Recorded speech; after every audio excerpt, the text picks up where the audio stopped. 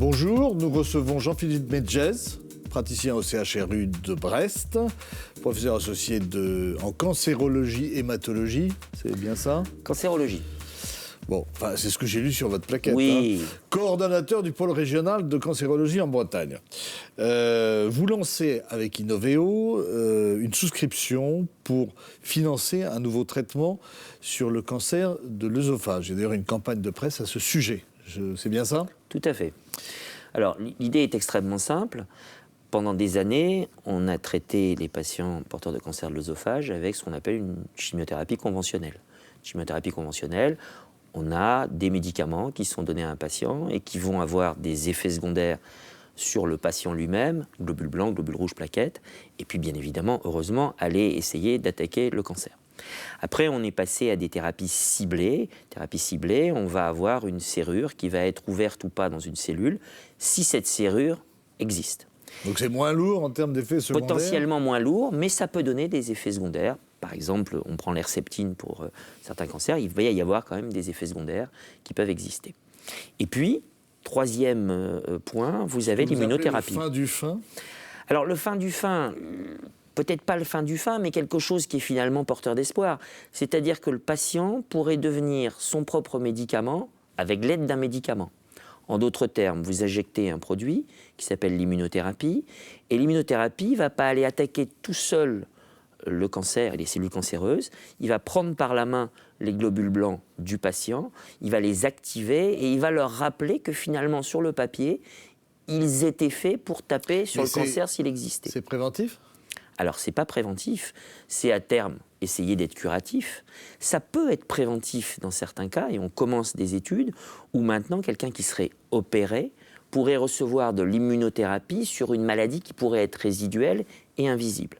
Mais actuellement, très clairement, c'est chez des gens qui sont métastatiques ou inopérables que l'immunothérapie va pouvoir être donnée. Alors, on fait un focus sur le cancer de l'œsophage. C'est la 15e cause de cancer en Occident. Ai-je lu 10% des cancers digestifs, mais c'est surtout, même si c'est beaucoup plus important dans les pays sous-développés, et que la France est dans la moyenne occidentale, c'est très développé en Bretagne, et particulièrement dans le Finistère.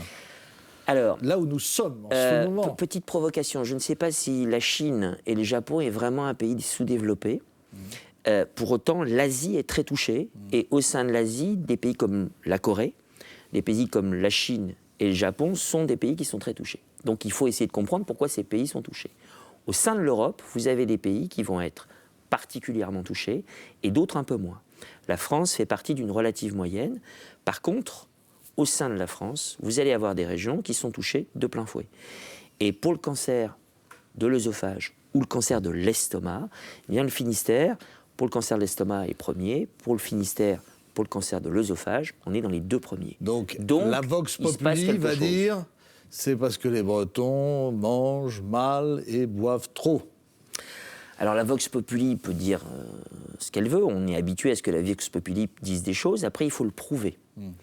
Si on regarde le cancer dit, le sous-type lié au reflux, effectivement, quand vous buvez et que vous mangez trop, vous pouvez refluer. Mais à ce moment-là, on devrait le retrouver partout en France, parce qu'on est relativement bon vivant. Et pour autant, on va trouver une surexpression ici. Expliquez quand même le phénomène du reflux. Alors, le reflux, c'est assez simple. Vous prenez un estomac qui se remplit plus ou moins. Et à un moment donné, l'acidité de l'estomac, parce que dans l'estomac, pour casser les aliments qui vont arriver, vous avez une acidité qui est très forte. Eh bien, cette acidité peut remonter dans l'œsophage et donner des dommages un peu collatéraux sur le bas de l'œsophage. Ça s'appelle l'endobrachie-œsophage ou EBO, et ça veut dire simplement que cette zone, qui devrait avoir un type cellulaire habituel de l'œsophage, va changer. Alors, au-delà des facteurs de risque bien connus que sont le tabac et l'alcool, il y a l'alimentation, on en parle de plus en plus, on dit qu'il faut manger des fruits et des légumes, etc. Et apparemment en Chine, alors on ne mange pas si bien que ça. Alors, la cuisine à la vapeur n'est pas si bénéfique? Vous touchez quelque chose qui est drôlement important, c'est-à-dire comprendre, en termes d'épidémiologie, pourquoi des gens font un cancer. Le problème, c'est que ce n'est pas un facteur de risque de la nuit dernière. Et c'est un facteur de risque qui va s'étaler sur des années et des années. Et donc, essayer de travailler avec nos collègues chinois, japonais, pour comprendre pourquoi nous avons des pays dans le monde qui vont être plus ou moins touchés.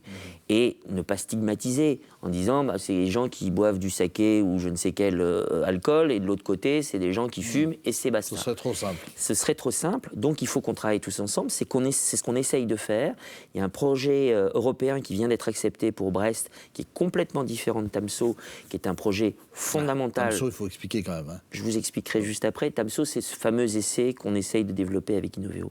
Mais pour vous montrer qu'on va simplement tout azimut, on essaye aussi de comprendre génétiquement, biologiquement, pourquoi une paroi œsogastrique va faire ou pas un cancer. Alors, TAMSO, c'est le nouvel agent que vous essayez de mettre au point, à moins qu'il ait déjà été mis au point. Mais en tout cas, il y a un problème de financement. Vous avez encore 2/3 de la souscription, qui est de l'ordre de 400 000 € à réunir. Voilà. Alors, pourquoi d'ailleurs faut-il financer ? Il faut des personnels. Alors, on va prendre les questions une par une. TAMSO, c'est quoi ? Le médicament s'appelle le TSR 042. C'est un médicament à la base américain qui est développé par un laboratoire qui s'appelle Tesaro, en collaboration maintenant avec un laboratoire qui s'appelle GSK.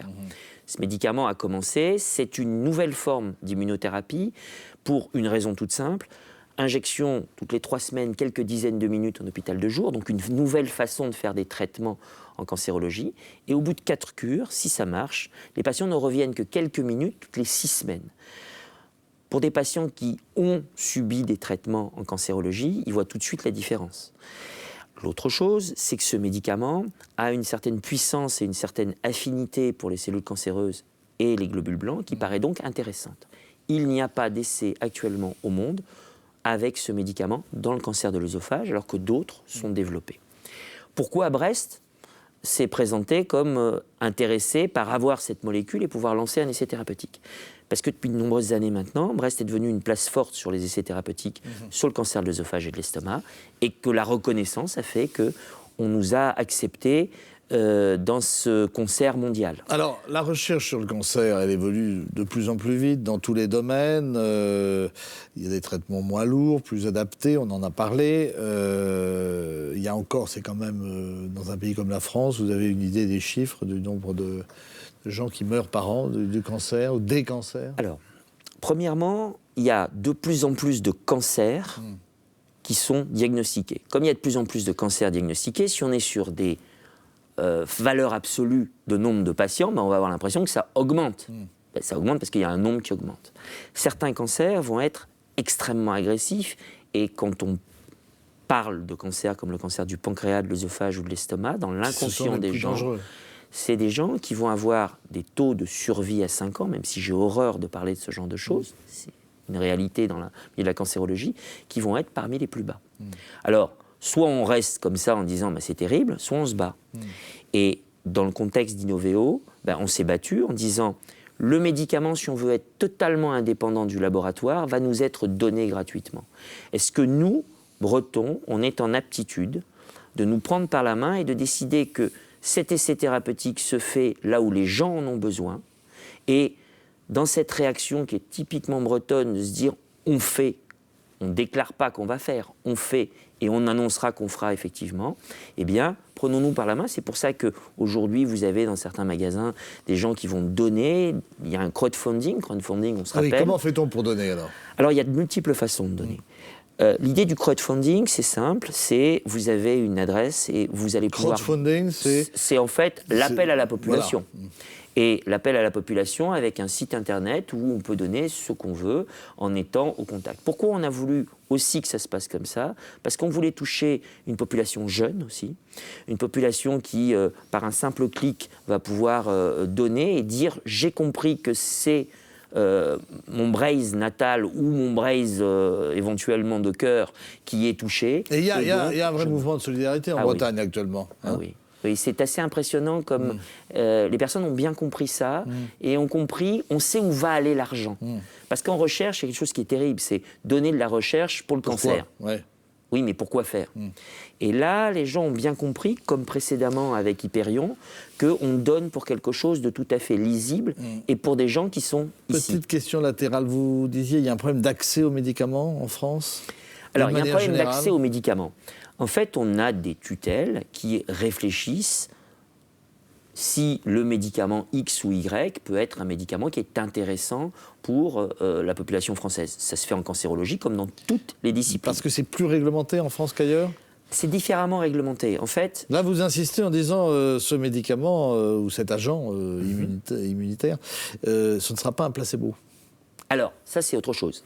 Ça veut dire que dans certains essais, vous avez un essai où vous comparez le médicament A et puis vous injectez un médicament B et ce médicament B, c'est un placebo. Et vous ne savez pas, ni le patient d'ailleurs, s'il a le A ou le B. C'est pour conduire une étude qui est comparative. Là, c'est un essai thérapeutique où tous les patients recevront l'immunothérapie. Il n'y en a aucun qui ne recevra pas l'immunothérapie, s'il a bien les critères d'inclusion et d'exclusion de l'essai thérapeutique. Combien de temps il faut pour mesurer ce test ? L'efficacité ? En fait, pour l'efficacité, en fait, au bout d'1 mois et demi à 2 mois, on refait un scanner. Mais je vous rappelle qu'on ne traite pas un scanner, on traite un patient. Et donc, bien évidemment, on va regarder comment va le patient. C'est-à-dire que s'il s'améliore, on est déjà sur un point qui est important. Petite question peut-être subsidiaire pour finir. Certains aujourd'hui préconisent le jeûne, notamment de jeûner 1 jour par semaine. Est-ce que vous pensez que c'est une bonne chose ? Alors, ce que je pense, et c'est assez simple, c'est que c'est l'un de mes très bons amis qui avait été l'un des fers de lance en France, qui s'appelle Laurent Zellec, qui est à Paris. Et il y avait eu des recherches qui étaient faites sur des lignées cellulaires, toutes seules dans leur coin, qu'on affamait. Effectivement, si vous avez des lignées cellulaires qu'on affame, eh bien, ça va poser un problème aux lignées cellulaires, c'est qu'au bout d'un moment, elles ne vont pas rester immortelles puisqu'elles n'ont plus rien à manger. Quand vous avez malheureusement un cancer chez un patient, il y a le patient qui est autour.